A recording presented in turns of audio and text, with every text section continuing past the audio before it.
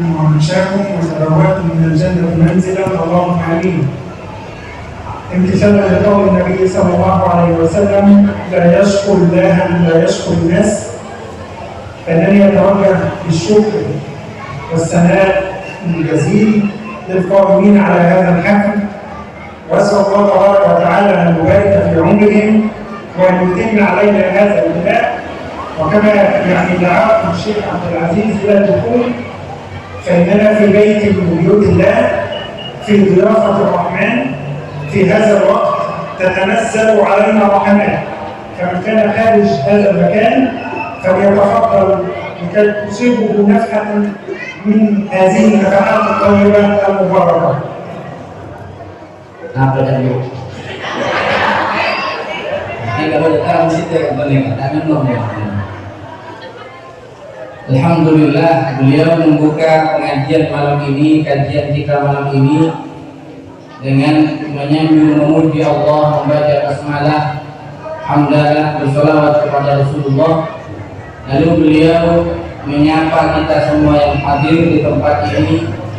Beliau mendoakan mudah-mudahan kita dijadikan orang yang bahagia dunia dan akhirat.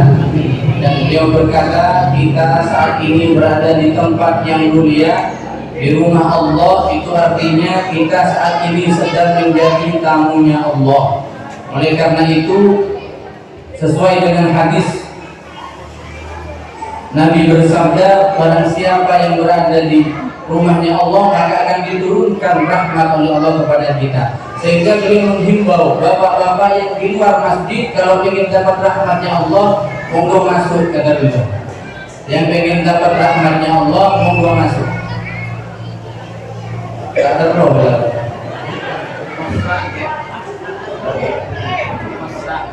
هذا الحديث كنا قد بدأناه في اللقاء السابق ونكمله بإذن الله اليوم. فأخذنا العنصر الأول: من كان يؤمن بالله واليوم الآخر فليقل خيرا أو ليصمت. وأنا أستمع إلى صوت جانبي، فمن كان يؤمن بالله واليوم الآخر فليقل خيرا. نحن إن شاء الله نقول الخير وعليكم أنتم الصمت. نعم.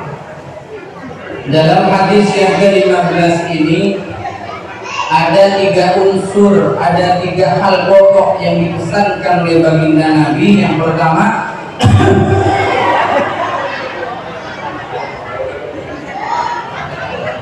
pertama, Nabi bersabda, man kana yu'minu billahi wal yawmil akhir falyaqul khairan aw liyasmut. Artinya, barang siapa yang beriman kepada Allah dan hari akhir, hendaklah dia berkata yang baik atau diam. Berkata baik atau diam. Kata beliau, yang akan berkata baik kami sebagai pembicara, tugas panjenengan di أعمال الإيمان منها أعمال تتعلق بالمولى عز وجل من فعل الواجبات وترك المحرمات، ومنها العنصر الأول: فليقل خيرا أو ليصمت. فأنت إذا ما سكت فأنت في عبادة، فيجب علينا التزام الصمت. Ajaran syariat, ajaran Islam, ada kalanya berkaitan dengan Allah, ada kalanya berkaitan dengan sesama manusia. Hablum minallah, hablum minan nas. Adapun yang berkaitan dengan Allah, ada kalanya berupa kewajiban, ada kalanya meninggalkan sesuatu yang dilarang.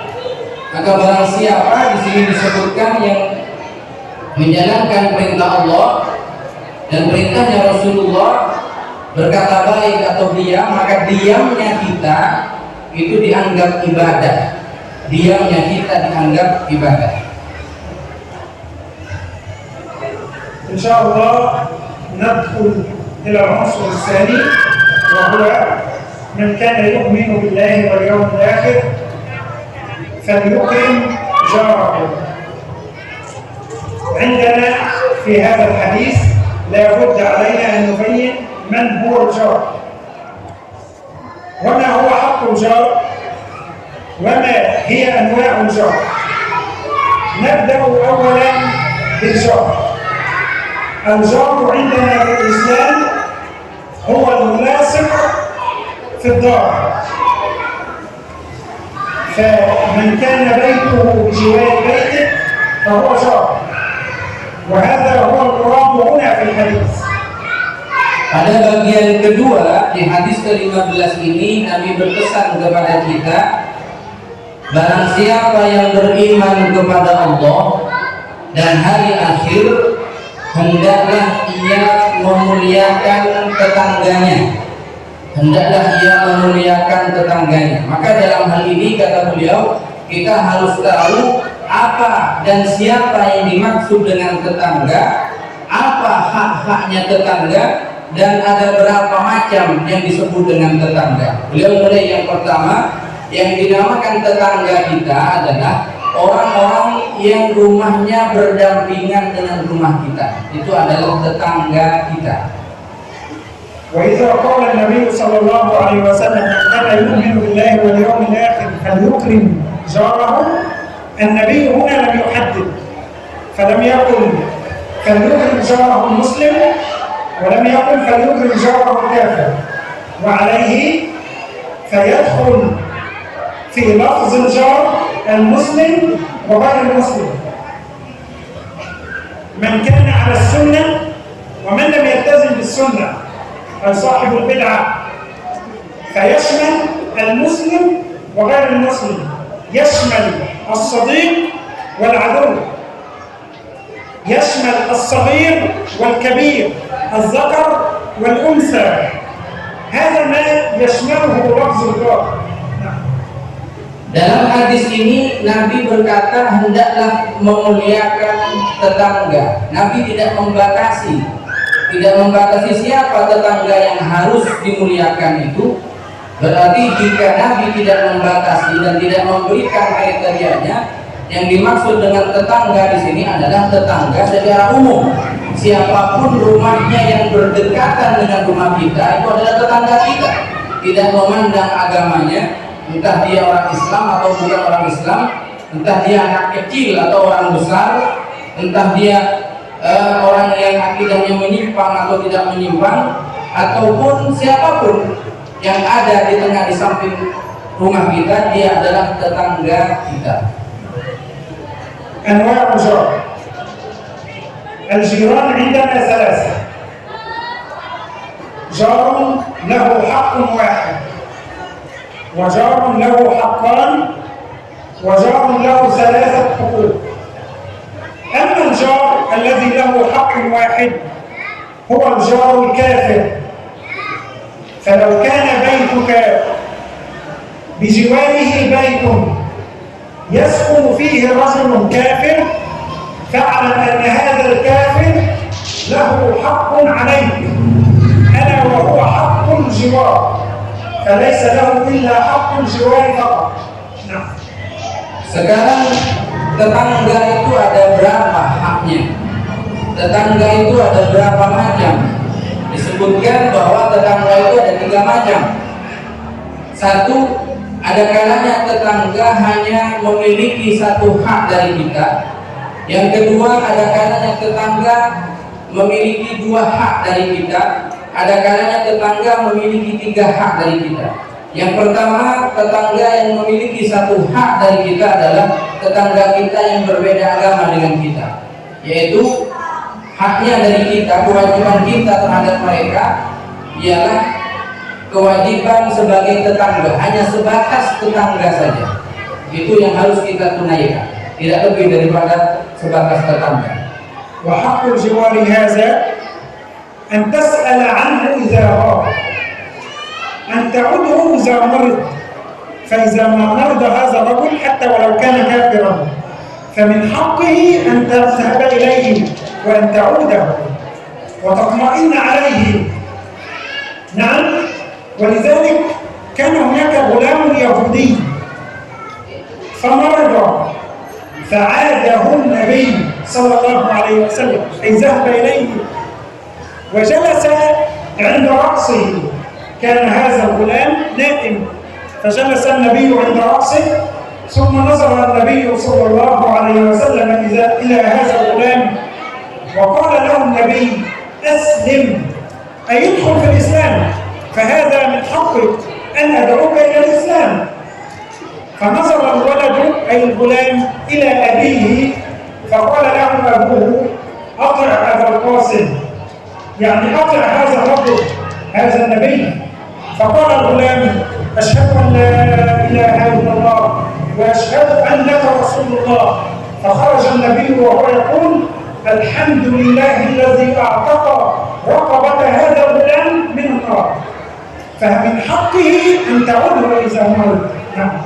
Di antara hak kita atau kewajiban kita ketika kita punya tetangga yang berbeda agama ialah kewajiban menghormati sebagai tetangga. Misalnya dia sakit, maka kita jenguk kalau dia sakit, walaupun berbeda agama. Pernah di zaman Rasulullah sendiri menjenguk tetangganya yang sakit padahal dia orang Yahudi. Bukan hanya itu, dia anak kecil, anak kecil yang beragama Yahudi. Nabi menjenguk dia di saat dia sakit. Nabi duduk di samping kepalanya. Lalu Nabi berkata kepada anak kecil itu, hendaklah kamu masuk Islam. Disuruh untuk masuk Islam oleh Nabi. Maka anak kecil yang sedang sakit ini melihat bapaknya dan berkata kepada bapaknya bagaimana dengan ajakan Nabi Muhammad supaya dia masuk Islam. Bapaknya berkata, ikutilah dan patuhilah perintah daripada Nabi Muhammad. Sejak itulah anak kecil itu kemudian bersyahadat dan masuk Islam di hadapan Nabi. Lalu Nabi bersyukur kepada Allah, memuji kepada Allah yang telah membebaskan anak ini dari api neraka. ثم هناك النوع الثاني من له حقان، ألا وهو الجار المسلم. عليك أن تفهم هذا اللفظ جيدا. الجار المسلم له حقان: حق الجوار وحق الإسلام. وليس معنى أن جارك هذا يختلف معك في المذهب أنه ليس مسلما. ونحن نرى في جميع البلاد الإسلامية هذا له مذهب وأنا لي مذهب، هذا مذهبه مالكي وأنا شافعي، وهذا حنفي وهذا حنبلي، هذا من نهضة العلماء وهذا من أهل السنة وهذا من المحمدية وهذا من السلفية، كلهم مسلمون. فإن كان بجوارك فعليك أن تعطيه حق الإسلام.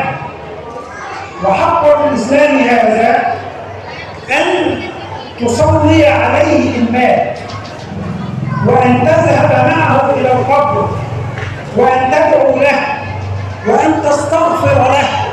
هذا من حق الإسلام.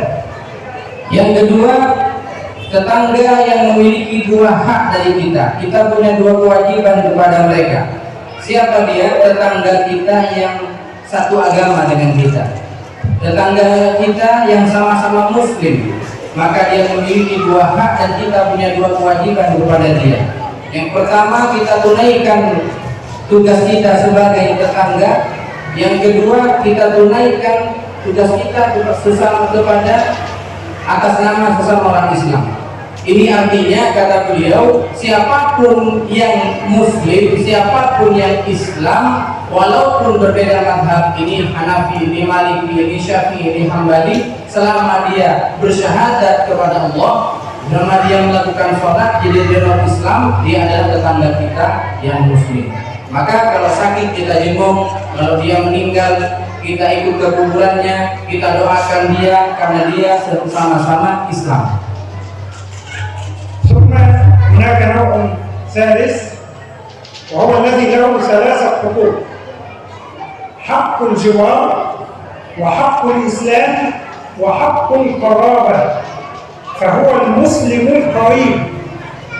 فلو كان لك أخ من النسب بجوارك فهذا له ثلاثة حقوق: حق الجوار أولا، ثم حق الإسلام، ثم حق القرابة.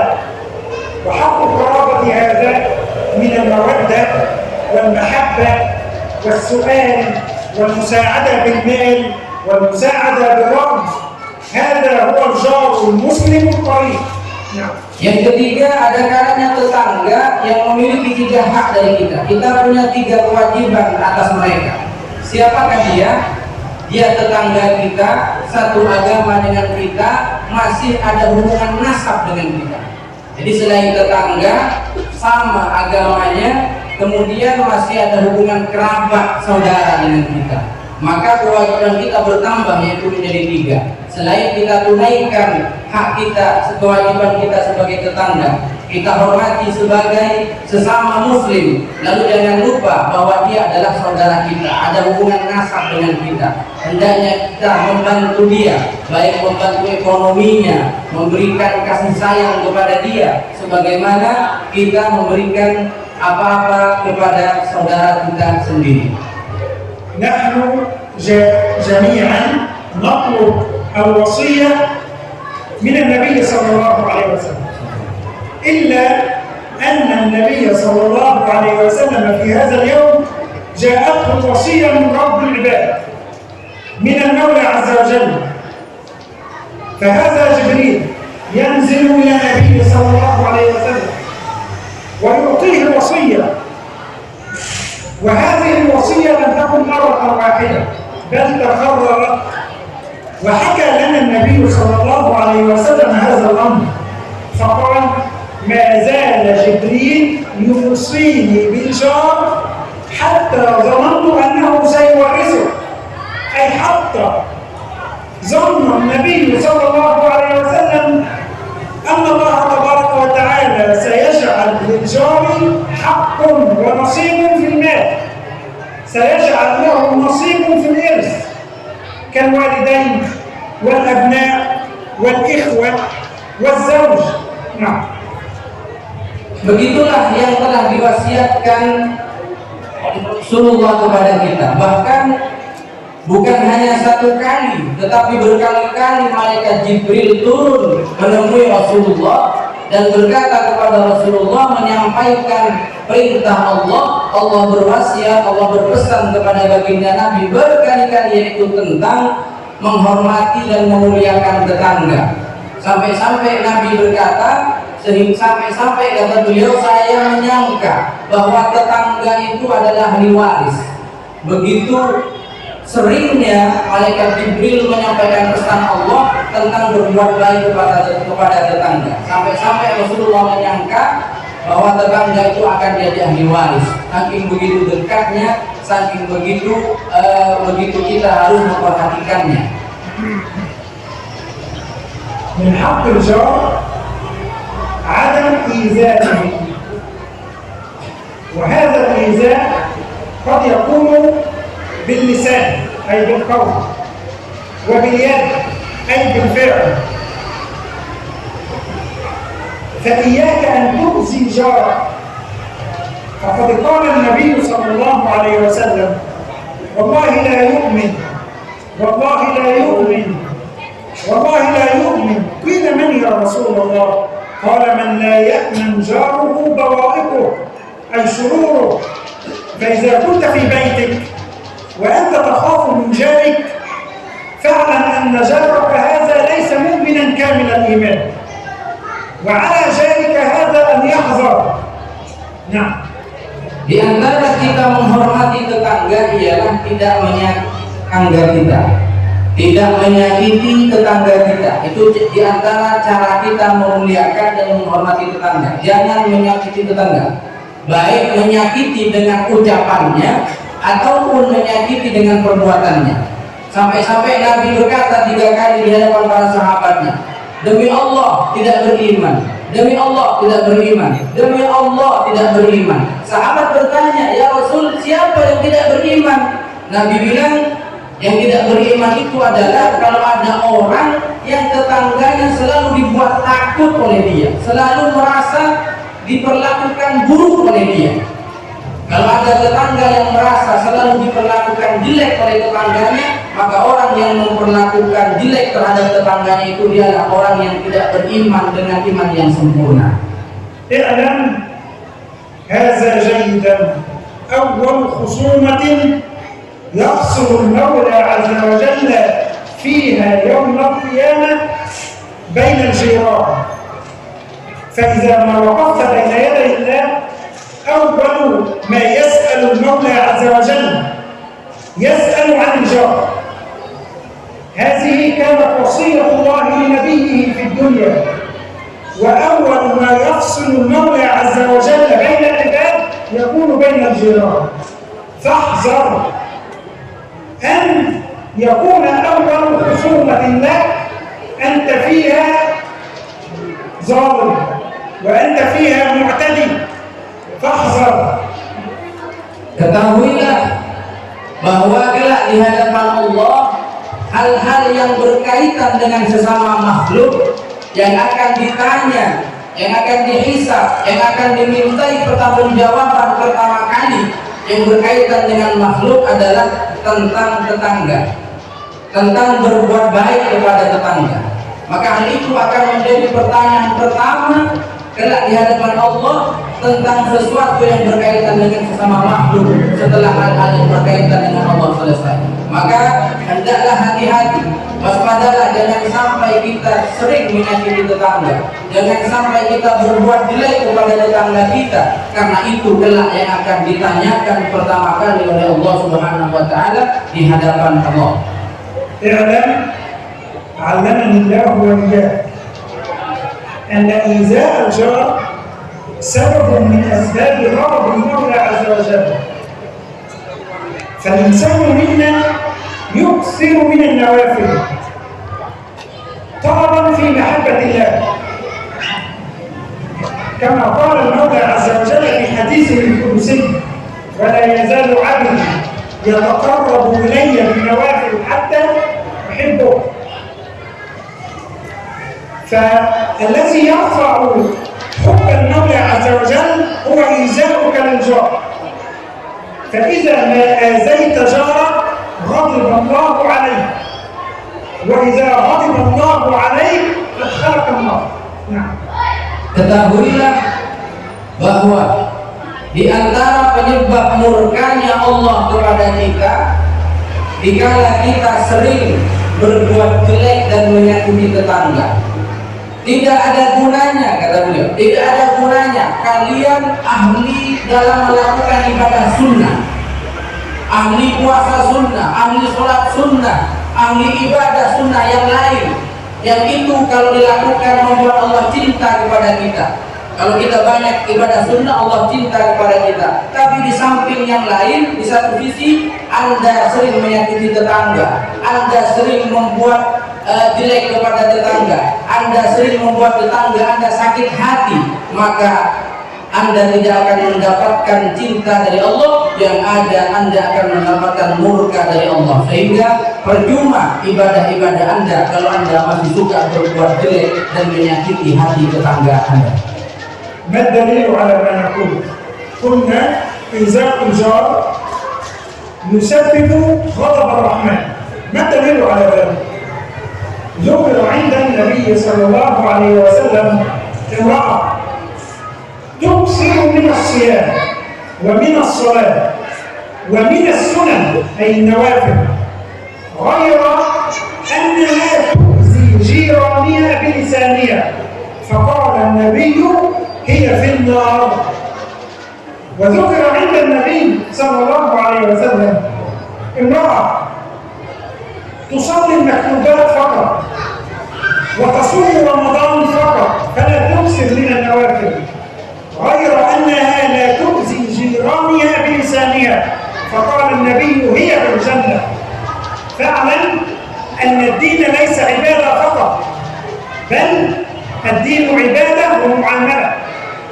الدين معاملة مع المولى ومعاملة مع العباد.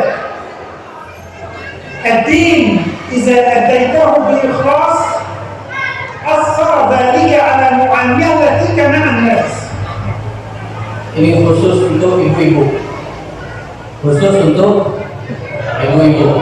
Masih ada sinyal, Bu? Ibu ada sinyal. Halo, halo, alhamdulillah. Ini khusus untuk ibu-ibu. Pernah Bapak dengerin nggak apa? Pernah di zaman Rasulullah, kata beliau, Pernah di zaman Rasulullah ada seorang perempuan sholatnya rajin, yang wajib, yang sunnah rajin, sampai gila hitam. Puasanya rajin, yang wajib, yang sunnah, Senin Kamis puasa Daud, rajin puasa di seorang perempuan. Ibadahnya rajin, tapi gosipin tetangga juga rajin, alasanan tetangga juga rajin. Ditanyakan kepada Rasul, gimana itu ya Rasul? Itu ada orang perempuan rajin ibadah, rajin sholat, rajin puasa, yang wajib, yang sudah dikerjakan, tapi nyakitin hati tetangga juga jatuh. Kata Rasul, neraka.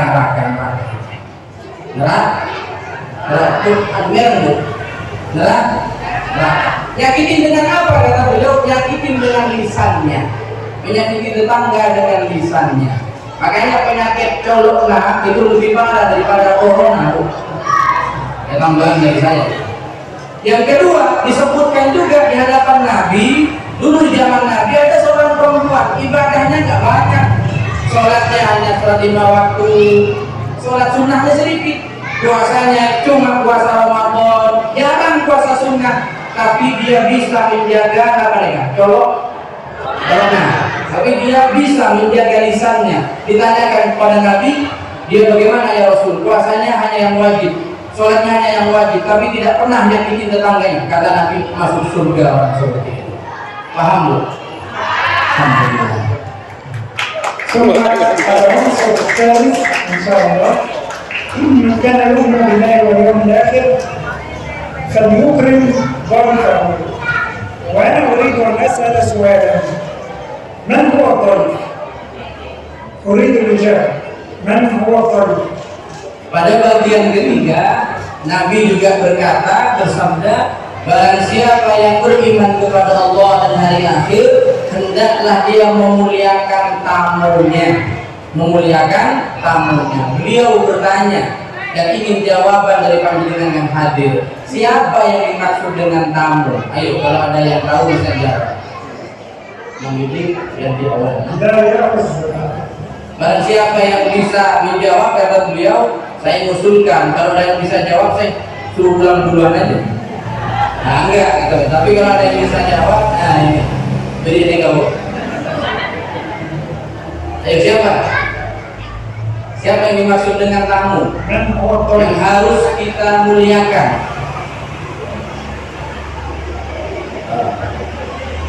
Allah Rasulullah. الضيف من جاء من خارج البلدة قاصدا لك في بيتك. من جاء من خارج البلدة قاصدا لك في بيتك. هذان شرطان. إذن لو الدكتور أحمد قابل الشيخ عبد العزيز في بيته، هذا لا يسمى ضيف، لأنهما من أهل بلدة واحدة. نعم. فلو جاء إلى بيته وقال أنا ضيف، الشيخ عبد العزيز يقول له لست ضيفا بل زائرا، أنت زائر. نعم. هذا أول. Yang dinamakan tamu ialah yang harus dimuliakan. Yang dinamakan tamu itu, kata beliau, ialah orang yang datang dari daerah yang berbeda dengan daerahnya Anda, memang tujuannya untuk berkunjung ke rumah Anda.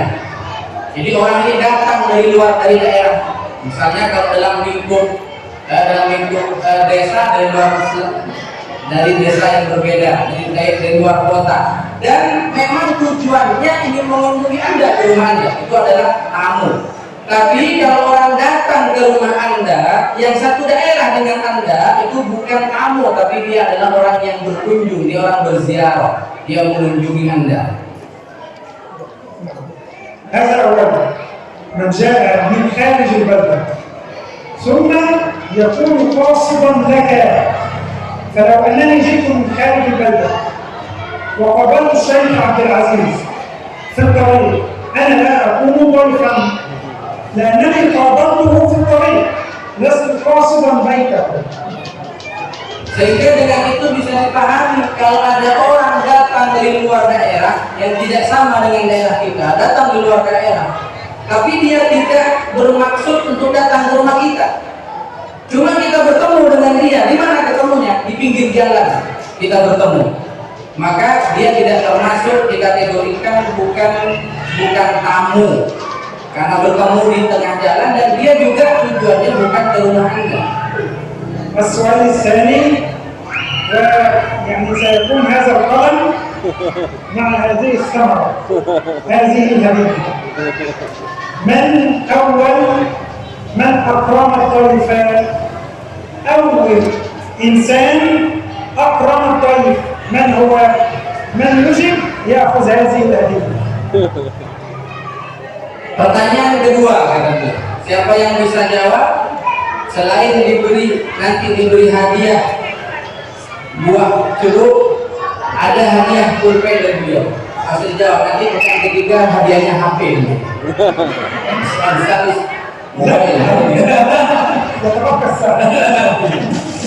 ya, pertanyaan kedua kata beliau, siapa yang bisa jawab diberi hadiah ini. Dua. Siapa yang pertama kali memuliakan tamu? Siapa yang pertama kali memuliakan tamu? من أول من أكرم الضيف؟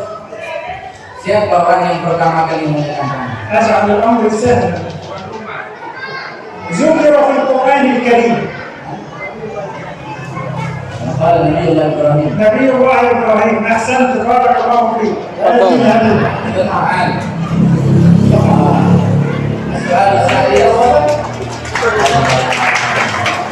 السؤال الثالث بعدين الرواية.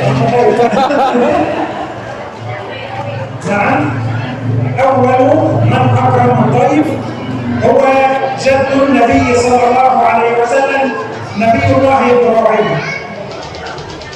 Jawabannya, orang yang pertama kali mengajarkan kita cara memuliakan tamu adalah Nabiullah Ibrahim alaihi salam. ثم نذكر قصة إبراهيم عليه السلام كيف أكرم الضيف. قال الله تبارك وتعالى: هل أتاك حديث ضيف إبراهيم المكرمين. ضيوف إبراهيم عليه السلام كانوا ملائكة جاءوا يبشرونه بالغلام، وجاءوا لينتقموا من قوم لوط. ونعلم جميعا أن الملائكة لا تأتي إلا على أجمل هيئة، فتأتي على هيئة الرجال غاية في الحسن والجمال. لم يرى أحد ملك على صورته الحقيقية إلا رسول الله صلى الله عليه وسلم. رأى جبريل على صورته الحقيقية مرتين. فعندما جاءت الملائكة إلى سيدنا إبراهيم كانوا على هيئة الرجال، ولذلك ظن إبراهيم عليه السلام أنهم ضيوف فأكرمهم. Kenapa kalau Nabi Ibrahim yang dikatakan bahwa beliau orang pertama kali yang memuliakan tamu? Karena ada kisahnya dalam Al-Quran. Allah sebutkan itu dalam Al-Quran. Tatkala Nabi Ibrahim kedatangan tamu-tamu yang dimuliakan. Siapa yang dimaksud dengan tamu yang dimuliakan? Malaikat-malaikatnya Allah turun, datang bertamu kepada Nabi Ibrahim dengan berupa wajah seorang laki-laki, berupa bentuk seorang laki-laki yang sangat indah. Maka malaikat itu, kata beliau, kalau ingin bertemu dengan manusia dan ingin dilihat oleh manusia, dia akan berubah bentuk menjadi sesama manusia. Karena tidak akan dan tidak bisa manusia melihat rupanya malaikat yang asli. Yang bisa melihat rupa malaikat yang asli hanya Nabi Muhammad, yaitu beliau pernah melihat rupa malaikat Jibril 2 kali yang asli. Selain daripada itu sudah berubah bentuk menjadi manusia, termasuk malaikat-malaikat yang datang kepada Nabi Ibrahim untuk memberikan kabar gembira tentang akan lahirnya putra beliau. أكرمهم إبراهيم عليه السلام منذ أن دخلوا إلى أن خرجوا. فعندما دخلوا قالوا سلاما بالنصر. قال إبراهيم عليه السلام سلام بالرحمة. يقول أهل اللغة الجملة الاسمية أبلغ من الجملة الفعلية، فالجملة الفعلية تدل على التجدد والحدوث. فلو قال لي إنسان ابني تلميذ عندك فكيف حاله؟ أقول له يجتهد ولدك، فهذا الرجل يغضب. لماذا؟ لأنني ابتدأت بالجملة الفعلية يجتهد، إذن هو يجتهد مرة ولا يجتهد أخرى. ولو أنني قلت طالب مجتهد سيفرح، لأنني تحدثت بالجملة الاسمية، والجملة الاسمية تدل على الثبات والدوام. فعندما حيّ الملائكة إبراهيم عليه السلام قالوا سلاما بالجملة الفعلية، أي نسلم عليك سلاما، فرد عليهم بالجملة الاسمية وقال سلام عليكم، أي مبتدأ وخبر. نعم. Nabi Ibrahim alaihissalam memuliakan tamu-tamunya yang berupa malaikat. Ketika kedatangan malaikat, beliau memuliakan tamunya dari pertama kali datang sampai malaikat-malaikat itu pergi. Dimuliakan dengan Ibrahim. Rasa penghormatan dan memuliakan yang pertama kali adalah ketika menyampaikan salam kepada mereka para malaikat.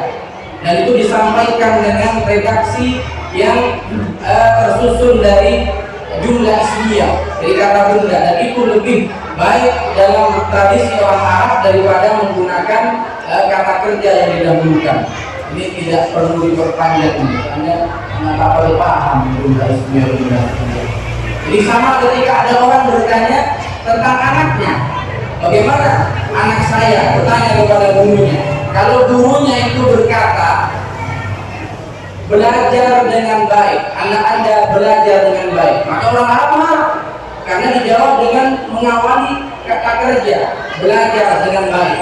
Tapi kalau dikatakan anak Anda adalah pelajar yang baik, itu menggunakan kata kerja, kata sifat, maka itu menunjukkan bahwa dia tidak hanya sekedar belajar di satu waktu, tapi seluruh waktunya digunakan untuk belajar. Begitu juga dengan Nabi Ibrahim mengucapkan salam, yaitu dengan mengucapkan salam sejahtera dan menggunakan redaksi kata benda yang didahulukan, bukan kata kerja.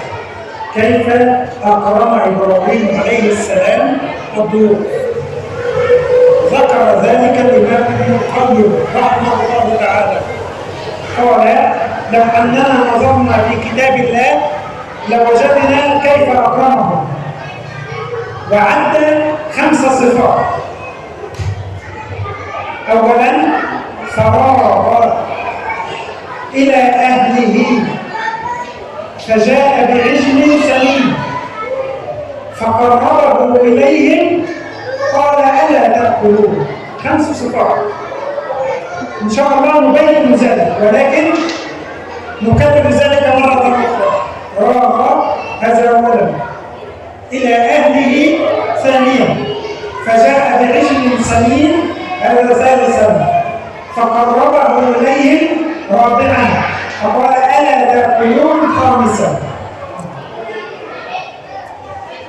Bagaimana Nabi Ibrahim memuliakan tamunya? Ada 5 sifat ini nantinya kita bisa tiru cara memuliakan tamu. Kalau kita punya tamu, kalau kita punya tamu, gimana cara memuliakannya? 5 hal jangan ditinggalkan. Sebagaimana Nabi Ibrahim memuliakan tamunya dengan 5 hal. Yang pertama akan disebutkan yang nomor 1, karogo. كلمة راغ تدل على السرعة والخفاء. كنا منذ أيام نتابع مباريات كأس العالم ويقولون هناك مراوغة.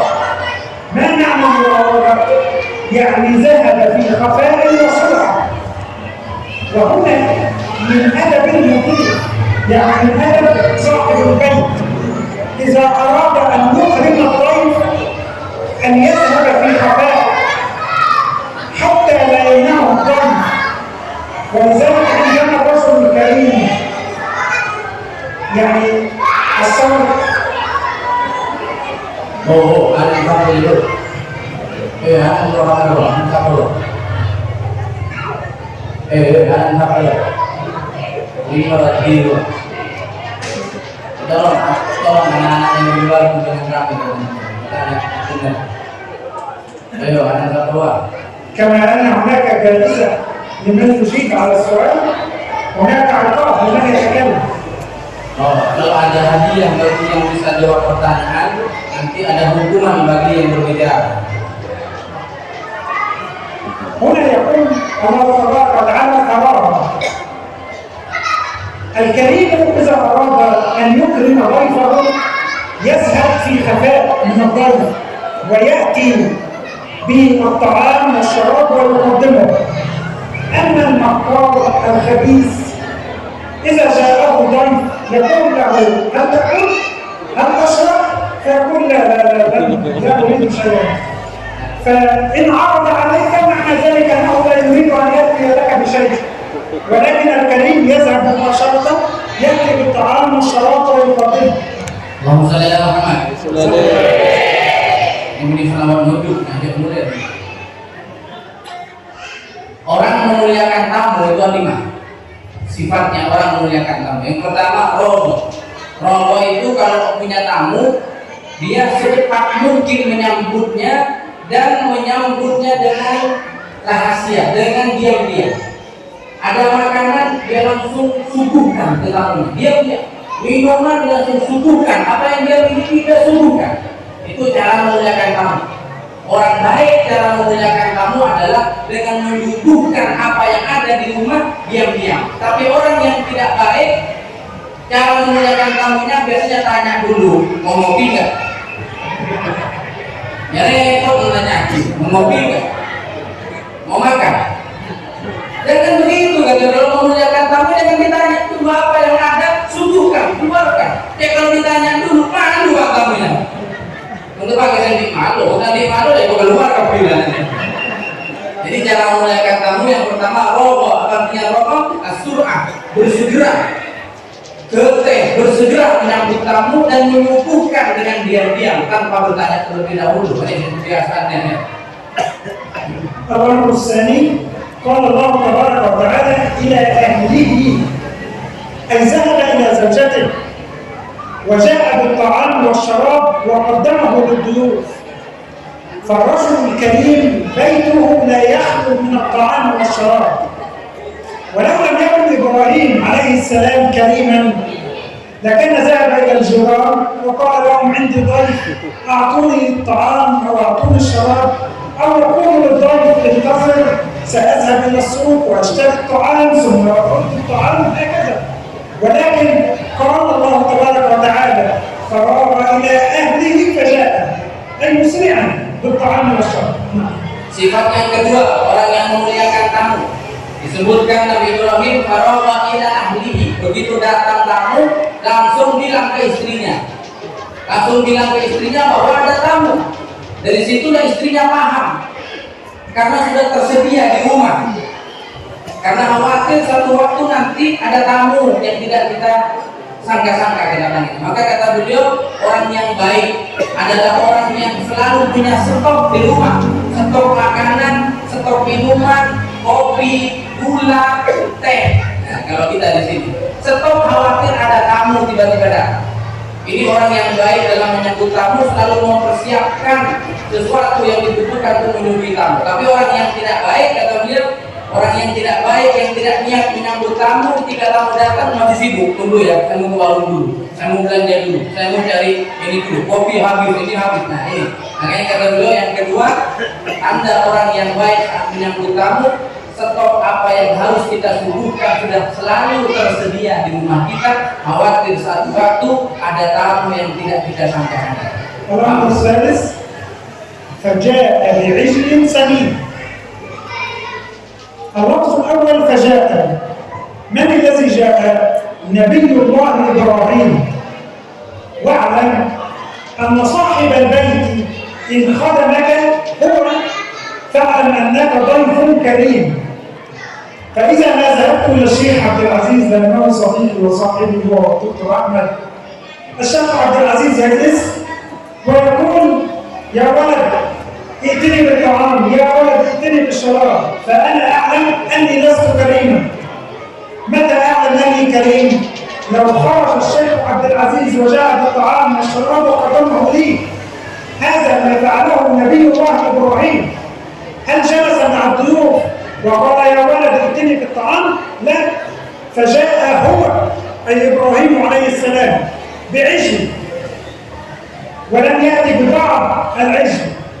هذا أمر آخر. يعني أنا إن ذهبت يعطيني بعض اللحم مثلا من القدم، وأنا لا أحب هذا المكان من اللحم، يعطيني الكبد مثلا وأنا لا أحب، ولكن إبراهيم عليه السلام جاء بالعجل كاملا وقربه إليهم، فمن أراد أن يأكل من هنا أو من هنا أو من هنا أكل. ثم ثالثا سمين، كان العجل سمين ولم يكن نحيفا هزيلا، فجاء بعجل سمين. واعلم أن الرجل إذا خدمك فهذا يدل على أن لك مكانة عنده. العجل بطل معه، لأن ما من نبي إلا وراء الغنم وضع معه الخير. Yang ketiga, ini penting. Cara kita nyambut tamu disebutkan fajar abi bin Samin. Fajar, siapa yang datang? Nabi Ibrahim. Nantinya orang yang memuliakan tamu ialah orang yang melayani tamunya dengan sendirinya. Dilayani sendiri, bukan nyuruh pembantu, bukan bahkan nggak nyuruh anaknya. Dia layani sendiri, apa yang harus dikeluarkan dia ambil, dia bawa sendiri. Itu adalah orang yang memuliakan tamu. Tidak nyuruh pembantunya supaya dikeluarkan kopi, nganterin kopi, bukan. Orang yang memuliakan tamu sebagaimana Nabi Ibrahim, dia bilang ke istrinya kalau ada tamu, lalu apa yang mau disuguhkan ke tamu, Nabi Ibrahim bawa dengan tangannya sendiri, bukan nyuruh orang lain, bukan nyuruh pembantunya, bahkan bukan nyuruh anaknya. Bukan hanya itu, kata beliau, saking begitu menghormati tamunya, apa makanan yang disuguhkan, yaitu makanannya yang disembelih ternyata 1 ekor sapi utuh dibawa semua. 1 ekor sapi setelah dimasak dibawa semua. Jadi kata beliau, nggak dibawa dagingnya tolong, nggak dibawa hatinya tolong, nggak dibawa, enggak, semuanya biar tamunya milih sesuai dengan sukanya apa. Karena kalau yang kita bawa dagingnya saja, bisa saja dia nggak suka daging, tapi lu suka telur, bisa suka hati, suka jeruan. Tapi kalau yang kita bawa ini toh, bisa saja dia Nabi Ibrahim semuanya dipotong, disuguhkan untuk tamunya, semuanya setelah dimasak dibawa, dikeluarin semua. Jadi kita kan nggak ada, yang kita suka kita taruh dalam kulkas, yang kita nggak suka kita berikan ke tamu. الأمر الرابع فقربه إليهم، وهذا من أدب صاحب البيت أن يأتي بالطعام إليه. فأنا أجلس هنا وأهل المكان جزاهم الله عنا خيرا جاءوا بالطعام إلى هنا، ولكن بعض الأشخاص يقول لا، علينا أن نذهب إلى مكان آخر ونأكل هناك ونشرب هناك. فأقول لا لا لا، يعني أنا أريد أن أعود إلى البيت. فانظروا إلى الأدب، جاء بالطعام وقربه إليه، لم يأخذهم هو إلى الطعام ولكن أتى بالطعام إليه. Yang keempat, cara memuliakan tamu yang diajarkan Nabi Ibrahim ialah faqarrabahu ilaihim. Makanannya itu disuguhkan, didekatkan oleh Nabi Ibrahim ke tempat ke tamunya. Jadi disuguhkan langsung, nih monggo dimakan, monggo silahkan, aturan. Ini beliau sendiri yang langsung menyuguhkan ke hadapan tamunya. Itu orang cara memuliakan tamu. Bukan tamunya diajak makan ke tempat makan, bukan. Bukan tamunya diajak, ayo kalau pengen makan ibu saya, bukan. Justru tuan rumahnya ambil hidangan, kata beliau tadi, berterima kasih kepada panitia. Ini makanan minuman didatangkan, disuguhkan di hadapan tamunya. Bukan tamunya diajak ke tempat lain untuk diajak makan, tapi makanannya yang didatangkan. Bukan tamunya disuruh datang ke makanan. Apa ya? Yang keempat. خامسا قال ألا تأكلون. انظروا إلى الأدب، لم يكن لهم كلوا واشربوا، هذا أمر، والأمر دائما يكون من الأعلى للأدنى، ولكن فكريم. قال إبراهيم عليه السلام ألا بهمزة الاستفهام التي تدل على الحث، يعني أنا أدعوكم إلى أن تتناولوا الطعام، أنا أشرف بأن تأكلوا عندي، هكذا، ولم يكن كلوا واشربوا. Yang terakhir, cara kita menghormat tamu adalah perkataan Nabi Ibrahim kepada tamunya, ala takulun, monggo silahkan, katuran, ngereng monggo dimakan. Suguhannya itu cara ngaturi, bukan diperintah makan. Ayo monggo, katuran, sekejap, ngereng.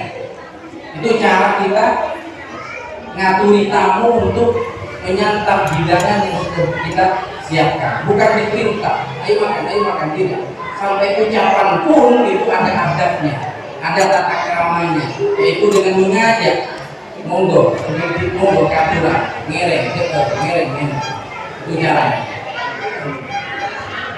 هذا ما فعله نبي الله إبراهيم، وهذا ما فعله حفيده محمد صلى الله عليه وسلم عندما جاءه وفد من الحبشة من عند النجاشي. أول هجرة للمسلمين كانت إلى الحبشة، وأكرم النجاشي أصحاب رسول الله صلى الله عليه وسلم. فلما جاء وفد من الحبشة إلى النبي صلى الله عليه وسلم قام النبي إليهم وخدمهم بنفسه، فقال أصحاب النبي اجلس يا رسول الله ونحن نكفيك، أي نحن نخدمهم. فقال النبي صلى الله عليه وسلم لا، هؤلاء أكرموا أصحابي وأنا أحب أن أكافئهم. فخدمهم النبي صلى الله عليه وسلم وهو أشرف خلق الله صلى الله عليه وسلم. Itulah yang dilakukan oleh Nabi Ibrahim, dan akhirnya turun kepada cucunya yaitu Nabi Muhammad SAW di dalam hal memuliakan tamu. Pernah beliau memuliakan tamu yang datang sebagai utusan daripada Raja Najasyi, raja yang ada di Ethiopia. Beliau menghormati tamunya itu karena beliau berkata, dulu sahabat-sahabatku dimuliakan dan dihormati oleh Raja Najasyi, maka sekarang saya akan berbalas budi, akan menghormati dan memuliakan tamu-tamu yang datang utusan daripada Raja Najasyi. Dan masih banyak kisah lain, dan itulah yang dicontohkan kepada kita oleh Nabi Ibrahim dan juga dicontohkan oleh Nabi Muhammad Sallallahu Alaihi Wasallam. خلاص إن شاء الله حتى لا نطيل آخر شيء. أنت ضيف ودخلت إلى بيت إنسان، ماذا يجب عليك؟ أول شيء يجب عليك ألا تطلق نظرك لأن يجول في البيت ويتتبع النساء ويتتبع العورات، لأن النبي صلى الله عليه وسلم قال إنما جعل الاستئذان من أجل البصر، فإياك أن ترفع بصرك في بيت من يضيفه، فإن من رفع بصره في بيوت الرجال فليس من الرجال، فعليك أن تتأدب. هذا رجل أدخلك إلى بيتك، فإياك أن ترفع بصرك وأن تبحث عن محارمه وأن تنظر إلى نسائه وبناته هكذا. ثم أخيرا عليك أن تجلس في المكان الذي يأمرك هو أن تجلس فيه، ولا تجلس بمزاجك أنت أو بخاطرك أنت. Ini terakhir kata beliau, ayo ini penting sekali, ini tata krama. Beliau sekarang ngajarin kita bagaimana kita bertata krama. Kalau tadi itu yang dijelaskan adalah hal yang berkaitan dengan tuan rumah, kewajiban tuan rumah menghormat tamu. Sekarang kewajiban tamu apa? Sekarang kebalikannya, kalau kita yang bertamu, apa kewajiban tamu ketika bertamu ke rumah orang lain? Beliau menyebutkan hanya dua, walaupun banyak. Untuk lebih dikapi berputar mari, siap kira-kira. Sampai subuh. Hah? Sampai subuh siap. Siap yang tunjukkan tuh belum mulai mari. Sampai subuh. Pula apa ini?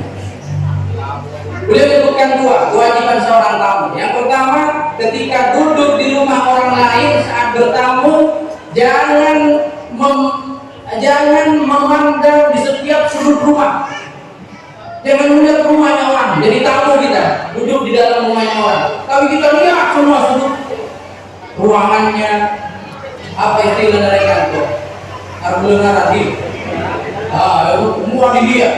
Rumahnya orang lain. Dilihat. Ini kata beliau. Kenapa kita masuk ke rumah orang itu harus izin? Harus seizin yang punya rumah, supaya tidak terjadi yang seperti ini. Supaya tidak terjadi, jangan bertanya tentang yang tidak pantas ditanya. Ini begini, mana istrinya, mana anak perempuanmu, nggak ada, mana? Usah tanya-tanya itu. Disuruh ketika menjadi tamu sudah kita duduk dan tundukkan pandangan kita, jangan memandang di sudut-sudut rumah yang ada di situ. Itu yang pertama. Yang kedua kata beliau, duduklah di tempat di mana kita diminta untuk duduk. Monggo, lenggah memiliki, ngeleng, tidak. Duduk di sini, jangan cari tempat sendiri. Monggo duduk sini, enggak saya enak duduk di sana. Itu tamu yang tidak punya adab. Itu tamu yang tidak punya sopan santun. Jadi dua, kalau kita bertamu, tundukkan pandangan kita di dalam rumah orang. Jangan melihat rumah orang sebagaimana rumah kita sendiri, karena itu tidak baik. Apalagi bertanya tentang hal-hal yang tidak pantas bagi kita, tanya tentang anak perempuannya, tanya tentang istrinya dan lain-lainnya. Dan yang kedua adalah duduklah di tempat di mana kita dipersilahkan duduk, jangan meminta tempat sendiri untuk kita duduki. Jadi itu kira-kira paham dan paham ya? Siap mengamalkan nih? Siap. Alhamdulillah. Mudah-mudahan ada manfaatnya kita ngaji semacam ini. Mudah-mudahan hadir di sini kita doakan semuanya cinta ilmu, karena tidak ada bekal bagi kita kecuali ilmu dalam beribadah, dalam bermuamalah. Tidak bisa kita beribadah tanpa ilmu, tidak bisa kita bermuamalah tanpa ilmu. Jadi monggo anak-anak kita semua cintalah kepada ilmu dan hormatilah. Jadi ini yang bisa disampaikan sebelum ditutup dengan doa majelis.